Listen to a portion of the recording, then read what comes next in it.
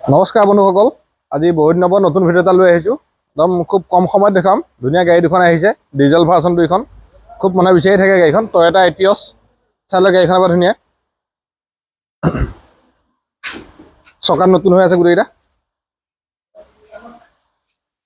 আৰু গাড়ী কোনো বডি স্ক্ৰেচ নাই।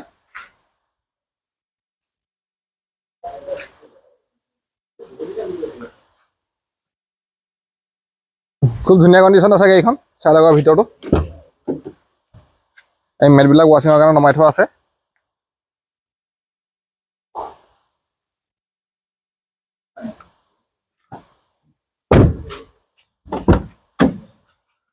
চাৰিখন পাৱাৰ উইণ্ডো পাব, AC, পাৱাৰ ষ্টেৰিং, এয়াৰ বেগ, বেক কেমেৰা গোটেইকেইটা লাগি আছে।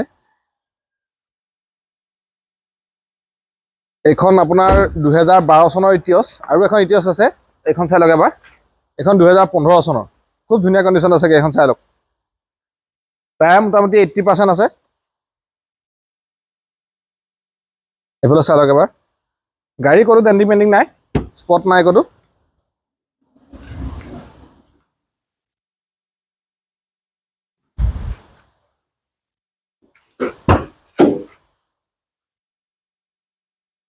হেডছেট চব লাগি আছে।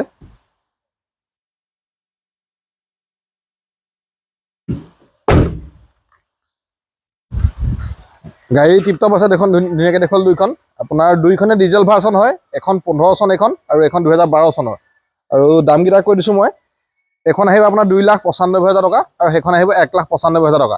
আৰু যদি আপোনালোকে ফাইনেন্স কৰিম বুলি ভাবে, ফাইনেন্সো হৈ যাব। ফাইনেন্স এভেইলেবল আছে। আজি বতৰটো বেয়া, খুব বৰষুণ দি আছে। তথাপিতো যেনেকৈ পাইছোঁ দেখুৱাইছোঁ, কাৰণ গাড়ীখন নতুন আহিছে। আৰু যদি কোনোবাই ভাবে ইটিয়ছ ল'ম বুলি, তেতিয়া সোনকালে যোগাযোগ কৰিব। আৰু ফাইনেন্সো কৰাই দিম দুইখন। গতিকে যিমান পাৰে সোনকালে আপোনালোকে যোগাযোগ কৰিব। এইটাৰ ভিতৰত ইমানেই আছিলে, আৰু নতুন নতুন ভিডিঅ' আহি থাকিব, ভিডিঅ'বিলাক চাই থাকিব।